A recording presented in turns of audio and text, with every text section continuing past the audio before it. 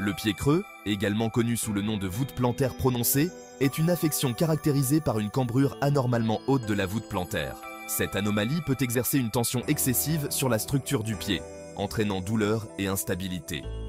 Cette affection touche environ 10% de la population générale. Elle peut affecter un seul pied, ou les deux, et peut être présente dès la naissance ou se développer progressivement au fil du temps.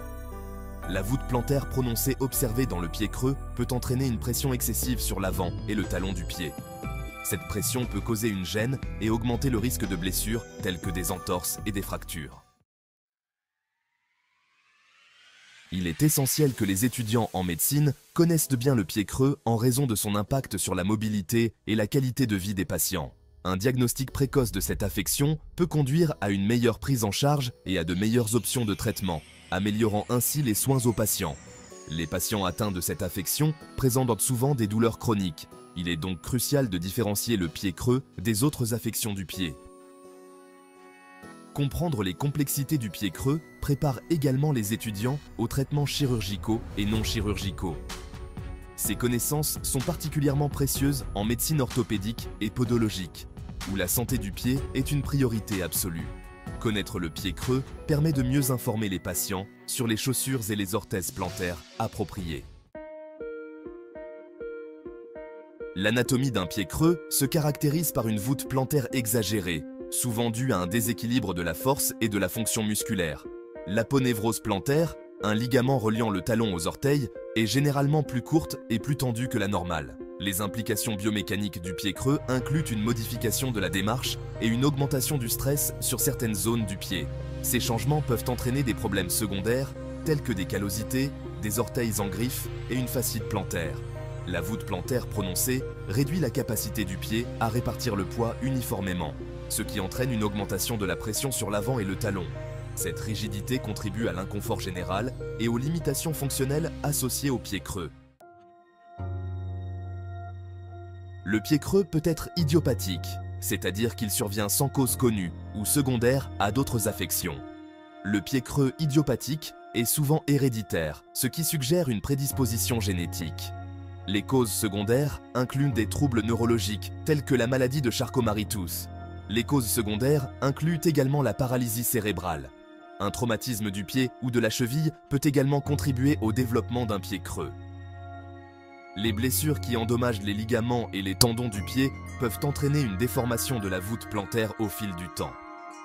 Comprendre ces étiologies permet de proposer un traitement ciblé aux personnes atteintes. Cinquième partie, signes cliniques et complications. Les signes cliniques du pied creux comprennent une voûte plantaire visiblement haute et une griffe des orteils. Les patients se plaignent souvent de douleurs aux pieds, en particulier au niveau de l'avant et du talon. Cette affection peut également entraîner de fréquentes entorses de la cheville en raison d'une instabilité. Les complications incluent des callosités, des orteils en marteau et une fascite plantaire. Les patients peuvent également présenter des fractures de stress en raison de la mauvaise répartition de la pression. Une identification précoce de ces signes cliniques est essentielle pour prévenir les complications à long terme. Sixième partie, technique de diagnostic et limites. Le diagnostic du pied creux repose sur une combinaison d'examens physiques et d'imagerie médicale. Les médecins recherchent des signes tels qu'une voûte plantaire prononcée, des orteils en griffe et des callosités. Les radiographies sont couramment utilisées pour visualiser la structure osseuse et confirmer la présence d'une voûte plantaire prononcée. Des techniques d'imagerie plus avancées, telles que l'IRM et le scanner, peuvent fournir des vues détaillées des tissus mous et de toute affection sous-jacente. Malgré ces outils, le diagnostic du pied creux peut s'avérer difficile en raison de sa variabilité et de son chevauchement avec d'autres affections du pied. Huitième partie, conclusion et perspectives d'avenir. Un diagnostic précoce du pied creux est essentiel pour une prise en charge efficace et la prévention des complications. Les perspectives d'avenir dans le traitement du pied creux incluent les progrès dans la conception d'orthèses plantaires et les techniques chirurgicales mini-invasives. Les recherches sur les facteurs génétiques pourraient également fournir des informations précieuses sur les mesures préventives. La formation continue et la sensibilisation des professionnels de santé sont essentielles pour améliorer les soins aux patients. Mettre l'accent sur une intervention précoce et des soins personnalisés ouvrira la voie à une meilleure prise en charge de cette affection.